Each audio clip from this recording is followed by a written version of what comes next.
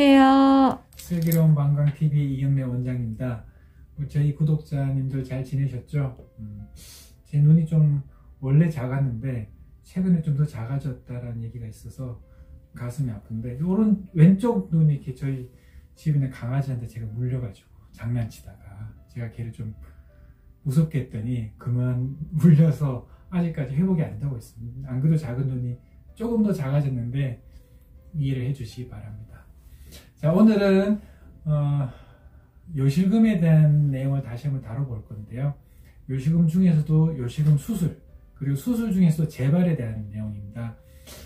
요실금으로 이제 병원에 오시는 분들은 언제나 제일 많이 물어보는 내용 중에 하나가 치료가 될 것이냐, 완치가 되느냐라는 거랑 또 하나는 혹시 재발하지 않냐라고 이제 제일 많이 물어보는 것 중에 하나입니다. 물론 이제 통증도 물어볼 수도 있고 또 저한테는 얘기를 못 하겠지만 이제 나가시면 이제 비용도 물어보고 많이 물어보시겠지만은 재발에 대해서도 상당히 많이 물어보는데 제가 그 전 유튜브에서 이제 요실금 내용들을 보면은 요실금 수술은 재발이 거의 되지 않는다고 제가 여러 번 강조를 했습니다.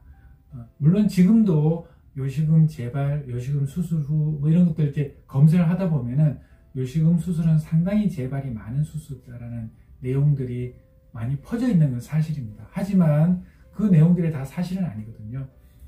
제가 분명히 말씀드리지만은 요실금은 수없이 많은 수술 중에서 굉장히 재발률이 적은 수술이고 완치나 성공률이 상당히 높은 수술입니다.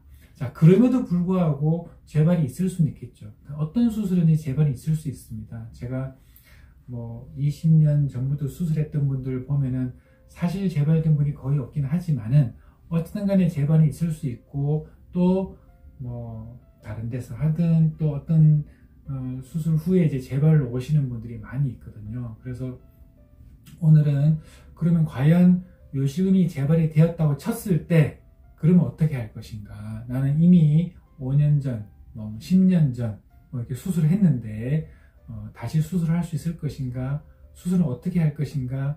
또는 뭐 다른 방법이 없나? 라는 부분들에 대해서 한번 알아보도록 하겠습니다. 어떤 그런 수술들이 많이 있죠. 수술하고 나면 우리가 뭐 그런 게 있지 않을까요? 그러니까 한 10년 정도 지나면은 이제 그 효과가 떨어지니까 다시 재수술을 해준다라든가 그런 것들이 있을 수 있잖아요. 그죠? 근데 기본적으로 요실금 수술은 아까도 말씀드렸지만은 한번 하면은 영구히 가는 거를 전제로 한 수술입니다. 네, 하지만 만약에 재발이 되었다고 하더라도 이 요실금 수술을 다시 해줄 수가 있습니다.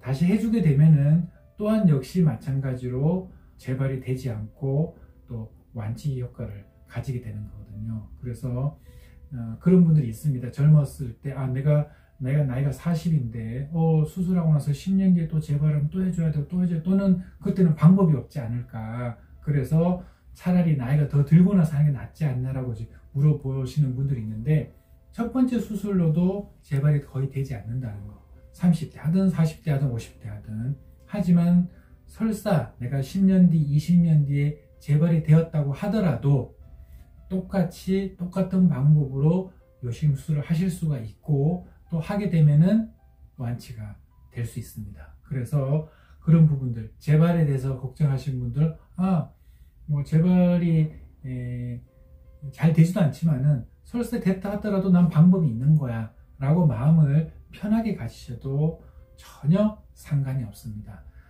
그러면은 좀 더 자세하게 이제는 이제 더 전문적인 거죠. 이렇게 물어보신 분들이 있습니다.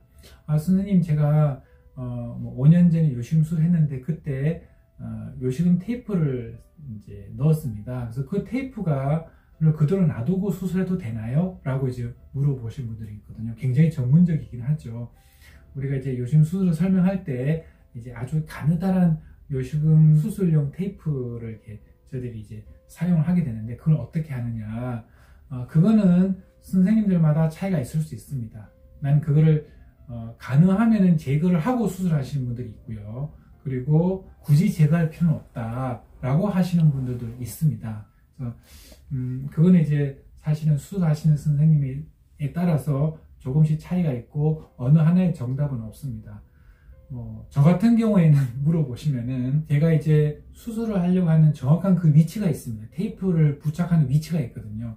그 위치를 정확하게 잡는 게 요식음 수술의 성공률을 좌우하는 가장 중요한 부분이라고 저는 이제 생각을 하고 있는데, 꼭 제가 원하는 그 위치에 테이프가 정확하게 위치되어져야지 이 수술이 성공률이 높아지는 거거든요. 아주 간단하긴 하지만 생각보다 그게 쉽지는 않은데, 제가 원하는 그 위치에 테이프가 만약에 있다라고 하면은 저는 그 위치에 꼭 그 테이프를 위치시켜야 되는데, 그 전 수술했던 테이프가 방해를 하고 있다라고 하면 저는 이제 그 테이프를 제거를 하는 거고요. 제가 위치하는 부분에 테이프가 없어요. 그러면은 제 수술에 전혀 영향이 없다라면은 저는 테이프를 굳이 제거를 하지 않고 추가적으로 한 번 더 수술을 한다, 이런 방법으로 이제 수술을 하고 있습니다. 뭐 어떤 경우든 간에 테이프 하나 더 들어갔다고 해서 크게 문제될 것도 없고, 또 그걸로 인한 부작용이 그 전에 없었다라면은 다시 수술한다 하더라도 걱정할 필요도 없고 안심하시고 수술을 받으셔도 상관이 없습니다. 다만 내가 과연 요식음 수술을 꼭 해야 되는 상태인지 아닌지를 당연히 정확하게 판단을 해야 됩니다. 예를 들어서 저 같은 경우에 요식음 수술을 지방에서 오시거나 외국에서 오신 분들은 당일로 수술을 해드리기도 하거든요.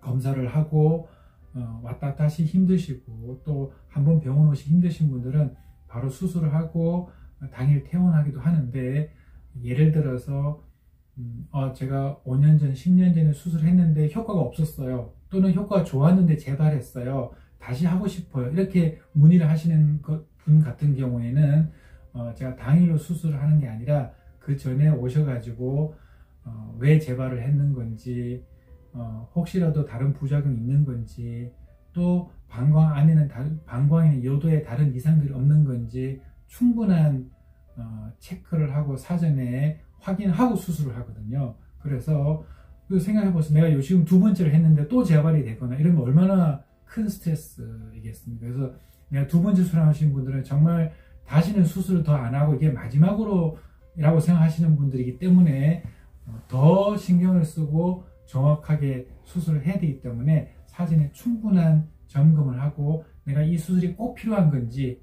꼭 해야 되는 건지, 이런 것들을 다시 한번 판단을 하고 수술하는 게 좋습니다. 자, 오늘은 요식음 수술의 재발에 대해서 알아봤는데요. 또 추가로 더 궁금하신 내용들 당연히 있을 거라고 생각합니다. 저희 밑에 댓글에 남겨주시면은 저희들이 최대한 답변을 해드리고요. 또 혹시라도 더 궁금하시거나 댓글로 남겨주기 힘드신 분들은 또 저희 병원에 문의를 해주시면은 친절히 답변해 드리도록 하겠습니다.